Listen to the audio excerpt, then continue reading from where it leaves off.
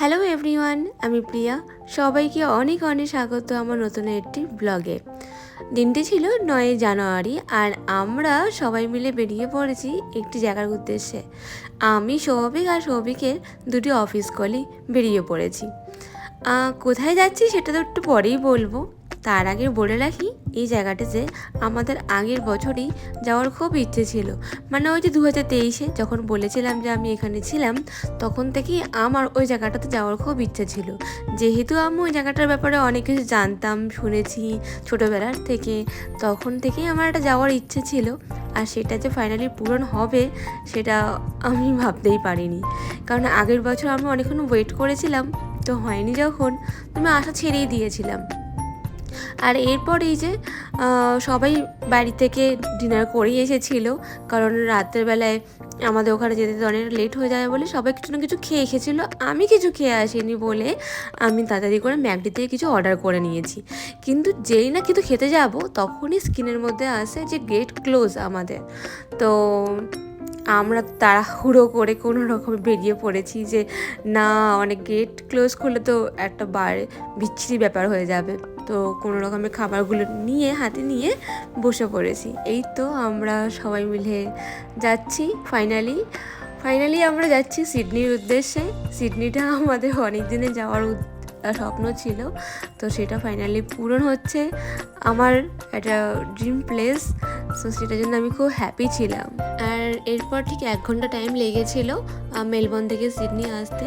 তো সিডনিতে নামার পর একটু হালকা হালকা ঠান্ডা লাগছিলো আমার, তো সেটা বুঝতে পারলাম যে এয়ারপোর্টের জন্য, কিন্তু বাইরে ভীষণ গরম ছিল। আর এই যে সিডনি এয়ারপোর্টটা কী সুন্দরভাবে ডেকোরেশন ছিল, আর ওখান দিয়ে সবই ক্যাব বুক করছিল।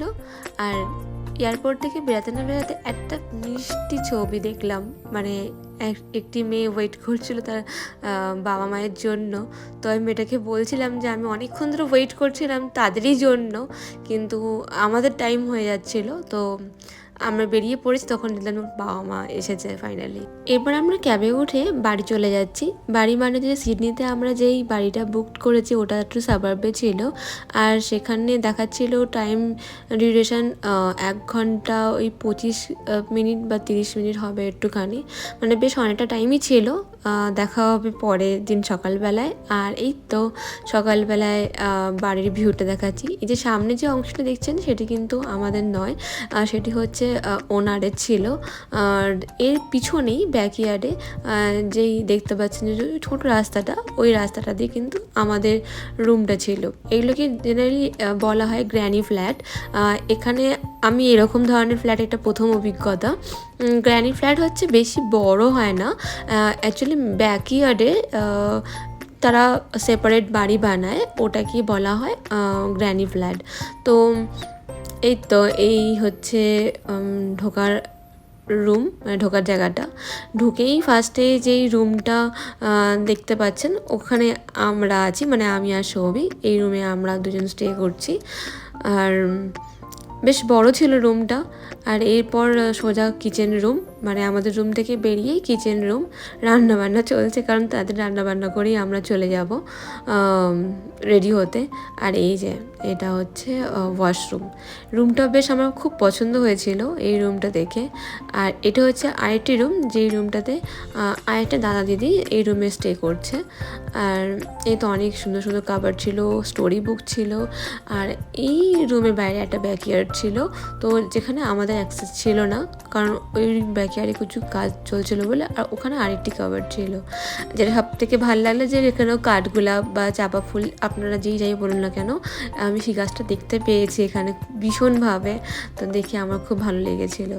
আর এই তো আমরা রেডি হয়ে বেরিয়ে পড়েছি ঘুরতে যাওয়ার উদ্দেশ্যে।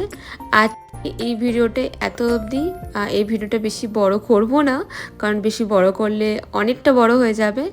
দেখা হবে নেক্সট একটি ব্লগে আমরা পরের দিন সিডনিতে কোথায় কোথায় ঘুরতে গেলাম। ততক্ষণের জন্য আপনারা সবাই ভালো থাকবেন, সুস্থ থাকবেন। দেখা হবে নেক্সট একটি ভিডিওতে। ভিডিওটি ভালো লাগলে লাইক, কমেন্ট অ্যান্ড শেয়ার করবেন।